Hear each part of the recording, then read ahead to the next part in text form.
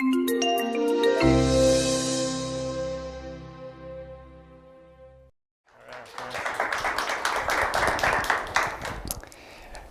you for coming. I'm impressed and flattered that you'd come, number one, to hear me. And number two, I mentioned to Mark earlier, the world would come to a screeching halt without Google. I'm just pretty convinced of that. We are all so dependent now on Google. So it's actually pretty much of an honor to be here to talk to you.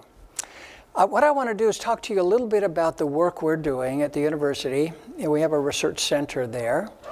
And I want to share with you some of what I think is important for organizations, for leaders, and maybe for parents and friends and colleagues even. That is, I want to talk to you about the power of and the importance of positive leadership, positive practices, positive dynamics for individuals and for organizations.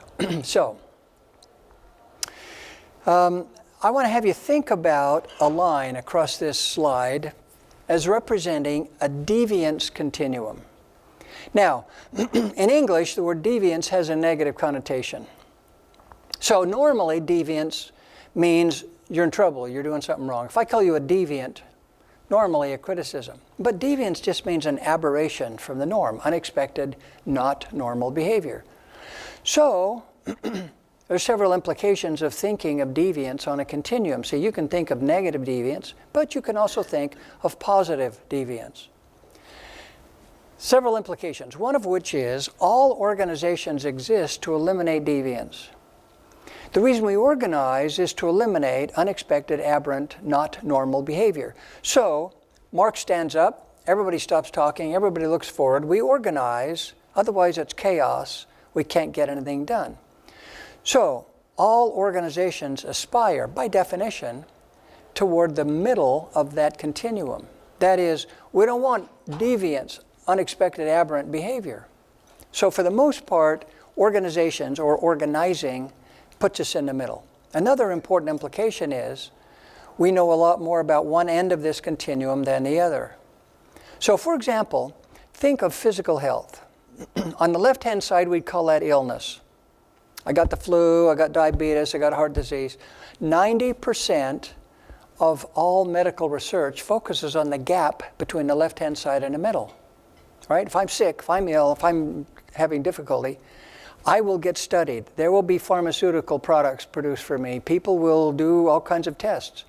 As soon as I'm healthy, I get a physical exam once in a while, but for the most part, medical science doesn't pay much attention to me. So we know a lot more about the left-hand side than the right-hand side.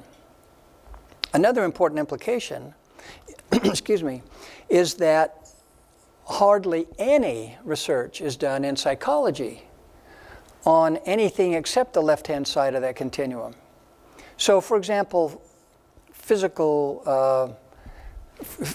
health gets a lot of attention. But psychological health gets a lot of attention too. For the most part, psychologists are in the business. 95% of publications focus on schizophrenia, stress, depression, anxiety. I'm not doing so well. Emotional difficulties. That's where we focus. But see, on the right-hand side of that continuum, there is something called positively deviant health. Physically, it's Olympic fitness levels. 5% body fat for men, 15% body fat for women. The ability to run an Ironman competition. Somebody different than me. Some research, not much. Psychologically, it's similar. Some years ago, there was a book written called Flow. It describes a condition where you're so immersed in a task you care about, you lose track of time, you lose track of physiological needs. If you put electrodes on your brain, you're using more of your brain capacity than normal. It's not zoning out in front of a screen, it's hyperactivity mentally. Not much research on that, a little bit, not much. So there is positively deviant phenomena, we just don't pay much attention to it. Organizationally, it's very similar. If you go to the business school at the University of Michigan, many of the courses, half the courses probably, will hand you a case study. The normal assignment is, all right, what are the issues? What are the challenges? What is going wrong? Come up with some recommendations and defend yourself. How are we going to make money? How are we going to overcome the competition and so on? That is, we go from the left-hand side to the middle. just fine.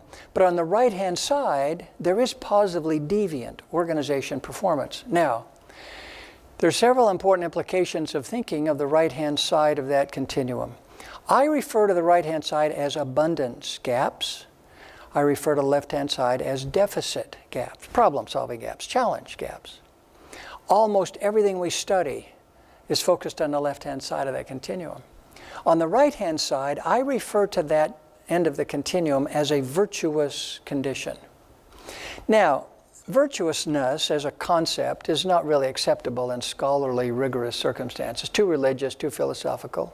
But in the original Latin and Greek, virtuousness just means the best of the human condition. The highest aspirations we have for ourselves is a virtuous state. So when you're at your very best, at your peak, that's virtuousness. See, in music, virtuosos are the best, most inspiring performers. Virtuosity, in fact, if the world was virtuous, there would be no war, no poverty, everybody would be well educated. It's the best we can imagine. So the whole point of this introduction is to get to this slide. That is to separate problem-solving deficit gaps from abundance gaps. Here's the most important point. When you focus on abundance gaps, you unleash something called the heliotropic effect. Do you know what the heliotropic effect is? You do, you just don't know you do. You put a plant in the window, over time it will lean toward the light. All right, which is an example of the heliotropic effect, which is defined as follows. Every living system, everything alive, has a tendency toward the light and away from dark, or toward positive energy away from negative energy. See, in nature, the sun is the source of positive energy. It's the life-giving force. So, most accurately defined, the heliotropic effect is every living system has a tendency toward that which is life-giving and away from that which is life-depleting. Now that makes sense, doesn't it? You think of evolutionary processes. Over time, every species is attracted to that which gives life and is repelled or avoids that which endangers or detracts from life. Now if that's true, if every human being, not to mention every system, every living system, if every human being flourishes in the presence of the positive and languishes in the presence of the negative, it has big implications for how we rear our children, what kind of incentive systems we have in organizations, how we treat our colleagues, how we manage the folks who report to us, and so on. So what I want to do is try to prove to you, convince you, that the heliotropic effect exists. And then if it does, then we're going to talk about therefore what? What's the relevance to Google, to parents, to colleagues, to friends? So just some, I'm going to share with you a very small percent, maybe 1 or 2% of the research available, so very little, but a few studies. So here's one study. Let's assume that I am a researcher and you are all students, but let's say you're 10 years old. Just a normal, everyday group of students. I have 3 teachers who are naive to the experiment. They don't know this is an experiment, but it is. So I say to teacher number 1, look, we have a group of students in this class who are incredibly bright. IQ points off the charts. They are really aggressive students. It's going to take a great teacher to help these kids flourish. Can you do it? You bet. Teacher number 2, a group of students in this class who have enormous diversity of ability levels. Some really smart, some really challenged, lots in between. It's going to take a great teacher to handle a real variety of ability levels. Can you do it? Sure. Teacher number 3, we have a group of students in this class who come from difficult backgrounds, failed a lot, struggled, have not done well. It's going to take a great teacher to help these kids flourish. Can you do it? Sure. Then I simply ask the teachers to teach for 1 year. Now the students are all the same. I simply ask the teachers to teach for 1 year, same subject. At the end of the year, I give all the students a standardized test, and I find statistically significant differences in the results. Who scores the best? Above average scores, below average scores. If I think I'm teaching geniuses, I am. I've learned from U.S. Army generals with whom I spend several days a year. 60% of the outcome of Navy SEALs training, Army Ranger training, Special Forces training is due to the expectation of the instructor. It's called the Pygmalion effect. It happens with airline pilots all the way through preschoolers learning shapes and colors. All right, that's one study. Another study done here on our campus has been replicated several times. So a physician puts a drop of liquid at the bottom of your nostril in which there's cold virus. They call it rhinovirus. You breathe in the virus. Some people get sick and some people don't. And the question is, well, how do you explain who succumbs to the virus and gets a cold versus not?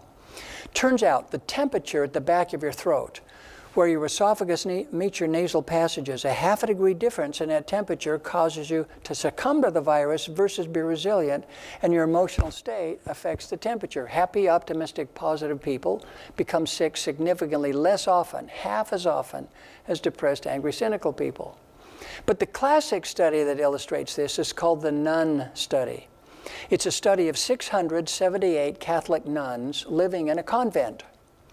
Now, this was originally designed as an Alzheimer's disease study.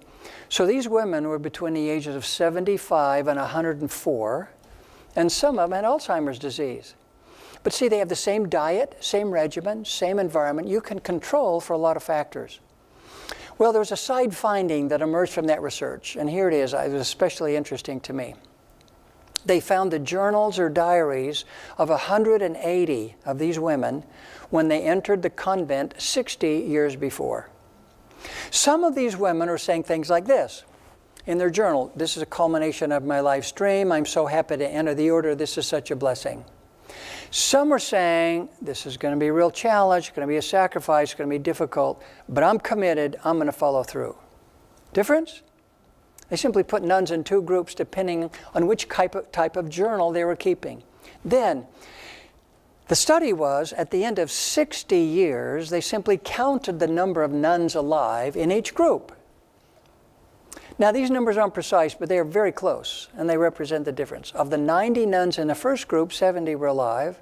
Of the 90 nuns in the second group, 20 were alive. And at every decade, there's a significant difference in mortality rates, 13 years difference, as it turns out. I mean, you live longer on that happy, optimistic, positive perspective. Another study. Let's assume that for a minute, I'm interested in having all of you become better bowlers. B-O-W-L-E-R-S, all right? And I'm so committed to this, I'm going to give you a big incentive. In fact, I'll give you $1,000 if you can improve your bowling score by an average of 10 pins. All right, pretty good incentive. The challenge is I'm going to give you only 30 days. So we got to get a baseline. We're all going to go down and bowl 3 games. I'm going to film you as you bowl. Then, for you folks, I'm going to show you when you were bowling. I'm going to show you only when you made strikes and spares, when you knocked all the pins down, okay? I'm going to show you when you were bowling. I'm going to show you only when you did not make strikes and spares. So square up, work on your approach, try to improve, all right? 30 days later, we come back together, we all go down and bowl 3 more games. Some of you get the money. Who'd get the money? These folks would get the money. The question is why? Why would these folks do better just by watching themselves make strikes versus these who are trying to improve? That's kind of easy, isn't it? Getting comfortable, I'm getting confident and stuff. Except think about this. The first time you went out and played basketball, didn't you mostly miss? Why didn't you learn how to miss? Because most of the data is coming back wrong. First time on the golf course, went this way, went this way. First time on the tennis court, bounced off your racket, went over there, in the net. Why did you learn how to do it wrong? The answer is heliotropic effect. Inherent in your DNA is a tendency to learn the positive. If you didn't, you wouldn't be this old. You would have died before now. You would not have adapted. So you don't have to choose. I'm going to show you in a minute. You don't have to choose. You have an inherent inclination. It is in your DNA. I showed you a picture of a cell in that last slide. It's at every cell in your body has receptors to light, but it transforms into life-giving energy. It's at the cellular DNA level. The heliotropic effect has creates an inclination in all of us toward the positive. I'll show you some more data in just a minute. One more study. I used to do this in my classes. I don't do it anymore. But it's done all over the world. Let's assume all of you are in my MBA class at the University of Michigan. And I say to you, okay, students, in my class, you are required to keep a journal. And you have to write in your journal every day. Okay? However, you folks every day are going to write in your journal 3 things for which you're grateful. All right? So 5 minutes before you go to bed tonight, just write down the 3 best things that happened to you today, or 3 things for which you're grateful. You write down 3 events, or 3 things that were frustrating, or problems you faced. So I got a journal group, I've got a gratitude journal group. All right? Now, at the end of this semester, I'm going to do several studies. All of these studies are published. For example, I'm going to give all of you a flu shot. 7 days later, I'm going to test for the number of antibodies in your system.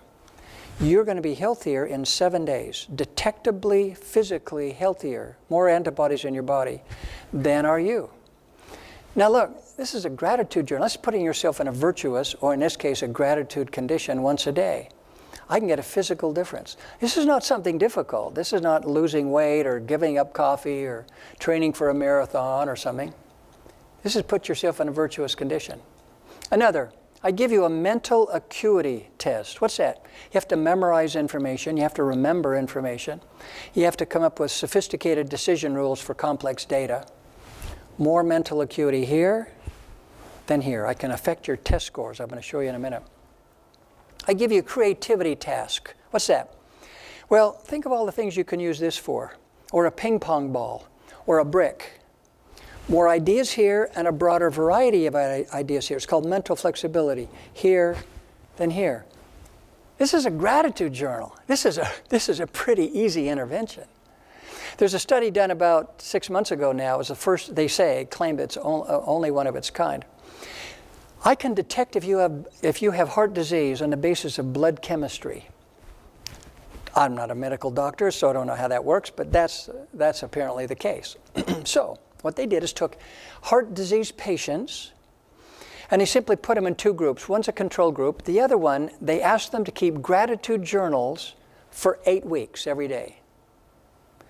At the end of 8 weeks, they simply tested blood chemistry. Those people who are keeping gratitude journals were healthier. Their blood chemistry was healthier than those who did not. I mean, they said, holy cow, first study of its kind to show that kind of evidence. And then I've learned from these military folks, if you lose a spouse to death or divorce, 0 deep depression 6 months later here, 30% deep depression here 6 months later. So the whole notion is this virtuous, positive practices has physical differences, cognitive differences, academic differences, and so on. I'll show you some more. Earlier this year, I was on a group of, I had a chance to select the best doctoral dissertation done on the planet in this general area. This is the winner. Done by a guy who went to Bhutan, and he selected high schools. So he had 11 high schools in an experimental condition, 9 high schools in a control condition. What did that mean? In 11 high schools, he changed the curriculum so students were exposed to virtuousness, positive practices, positivity, and so on. He then measured 1 year later and then 2 years later simply a measure of well-being. How you doing? You feeling good about yourself? Do you like school? You getting along with your friends and so on? Well-being. Significant improvement in those exposed to this positive stuff. Then here was the real surprise. He then measured scores on standardized tests. Now in America, that would be SAT, ACT tests. Significant differences a year later, 2 years later. Academically, they perform better. The only difference is they're getting exposed to positive practices. Then he went to Mexico. Approximately 70,000 students in that study. That is 35 high schools in each condition, experimental condition, control condition. Significant improvement. Well-being, academic performance. Then he went to Peru. 700,000 students. 347 schools in each condition. Significant differences. And we can affect your test scores. I mean, virtuousness actually has an impact. And here's why. There are interesting studies done of heart rhythms. So for example, I have a good friend at an organization called HeartMath. They study heart rhythms. In a frustrated, angry, upset, depressed condition, your heart rhythms are very unpredictable. Go like this. In a positive, virtuous state, like for example inducing gratitude, your heart rhythms go like this. You don't have to choose it. It's heliotropic. So now you know why after 60 years some nuns are alive and some are dead. Their heart just works better. Another study, they simply asked people to ponder a positive, optimistic future versus a neutral or negative future. So now I have you in a mental set. Now I'm going to put you through an MRI machine and scan your brain. Turns out those in the positive, optimistic mental set had more areas of your brain activated, and of those activated, they're activated to a greater extent. You literally are smarter in that positive, virtuous state. You don't have to choose it. It's heliotropic. Your brain works better in that virtuous, positive state. Sorry I don't have these slides to show you. Another study. Excuse me. There was a study done of kidney dialysis patients, people who were hooked up to a kidney dialysis machine so they can't go anywhere. And the question is, the assignment was, we want some of you to receive a phone call from other people expressing love, support, and concern. And that is, you're going to receive a phone call for some people, and for some people we want you to place a phone call expressing love, support, and concern. At the end of that period of time, at the end of a 2-year period of time, those people who had placed the phone call, those people who had received support and love and concern from other people, were significantly better off than those who did not. And here's the explanation for that.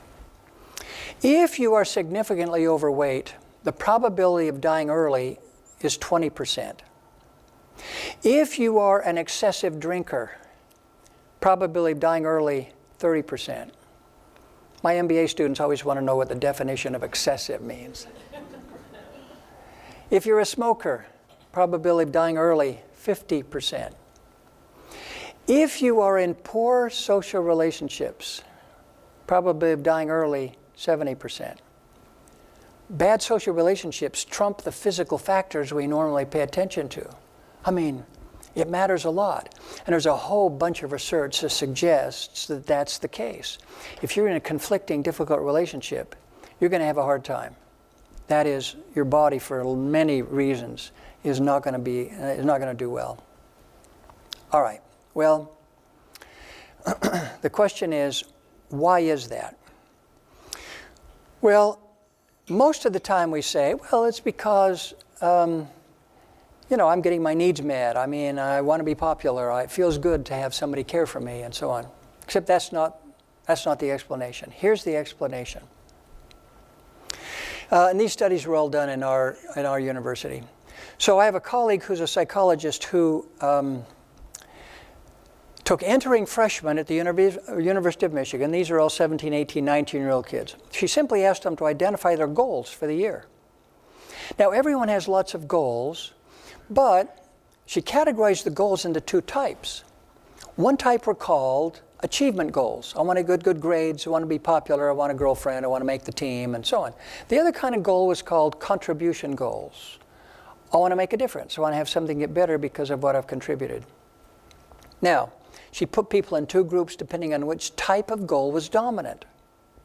Then the study was she simply followed these students for approximately a year, academic year, measuring things like how well they get along with their roommates, how many minor physiological symptoms they've experienced, cold, headache, nausea, flu, cramps, stuff like that. How many times they missed class, what their grade point average was, how many times they made the team or got elected to a club office or something. See, social factors, academic factors, physical factors. On every single dimension, contribution goals trumped achievement goals in predicting performance. It's what they contributed more than what they got. Second, this is one of my favorite studies. It's a study of multiple sclerosis patients. These folks, half of them were assigned to place a phone call once a week to somebody. Half of them were asked to receive a phone call from somebody once a week. 2 years later, they measured well-being. You can see on the right-hand side of that slide. Self-efficacy, confidence, competence. physical activity, hope, depression. Those who placed the phone call were 8 times healthier at the end of 2 years than those who received the phone call. It was the contribution that caused them to flourish physically. Borders bookstore used to be in Ann Arbor, now bankrupt. World's largest bookseller. While they were in business, they created the Borders Foundation. The Borders Foundation was simply a unit within Borders where you could contribute money, and then if people had a sick child or an accident or needed financial support, you could apply to the Borders Foundation, get results, or get financial support. One of our doctoral students did a study, the hypothesis of which was, if you have received money from the Borders Foundation, loyalty, commitment, engagement will go sky high. Turns out no difference. If you received money, if you hadn't received money, didn't matter. What did matter was the opportunity to contribute to the Borders Foundation. If you had given money to the Borders Foundation, commitment, loyalty, sky high. Borders is bankrupt. The Borders Foundation will not die. Still exists. Now they're trying to get mom and pop bookstores around the country to join who don't have safety nets. People will not stop giving if they have a chance to give. Turns out contribution in relationships is the predictor. So when we think about positive leadership, it's not, I want to be famous, I want to make sure you give me things.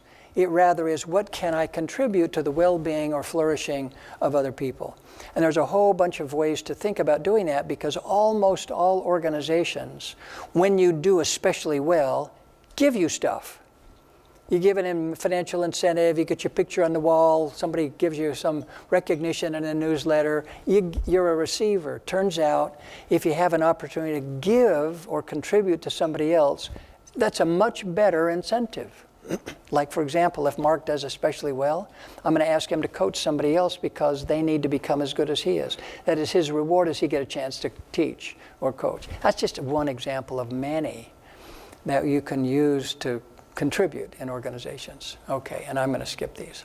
Now, the question is, all right, I got the brainwaves, Cameron, I got the heart rhythms and all that stuff. Okay, but wait a minute. Organizations are much more complex than are individuals. That is, you can get a bunch of happy people together, does not make for a great organization.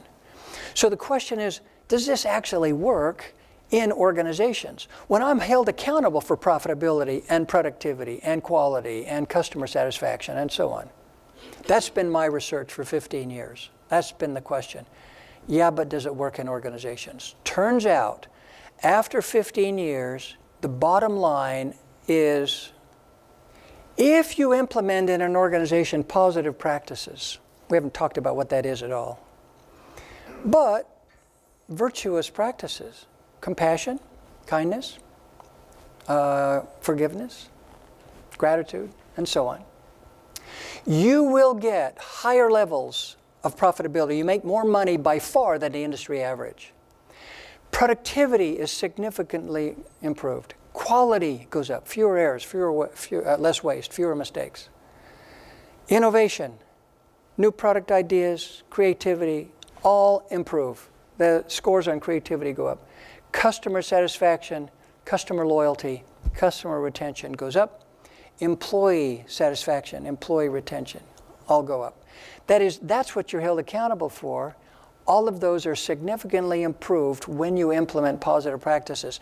I'm going to not show you hardly any of the research, but let me just give you a couple of studies. One of the most surprising studies is this one, because we said, where is the least likely place anybody would care about this positive, virtuous, saccharine sweet, soupy, syrupy, touchy-feely, naive, Pollyanna-ish stuff? Likely Wall Street. I mean, if I got $100 million invested in that portfolio and I'm in a hedge fund, I want to know if it's going up or down because I got one goal. Show me the money. That's all I care about. I don't care if you treat people well. I don't care if you downsize. I don't care what you do. I want a return. So we picked 40 firms. When they implemented positive practices, some did better than others. So we measured change. Or in other words, how are you getting better? You getting worse? You staying the same. When organizations improved, got more and more virtuous, essentially, we could account for almost 50%, 0.45%, 45% of their financial performance. Now, I don't know anything that predicts Wall Street performance by 45%, but we could. Plus a bunch of other things, turnover and satisfaction and all those kinds of things. That is, even in the least likely, most hostile environment you can imagine, positive performance has paid off. And then in healthcare, you'd sort of expect that. But over a 2-year period of time, double-digit improvement where the industry average is 1 or 2%, double-digit improvement on these various dimensions that really count, that people want to improve. So the whole point is, with only a very small sampling of the information, what we know is actually positive practices pay off physically, cognitively, socially, and they pay off organizationally.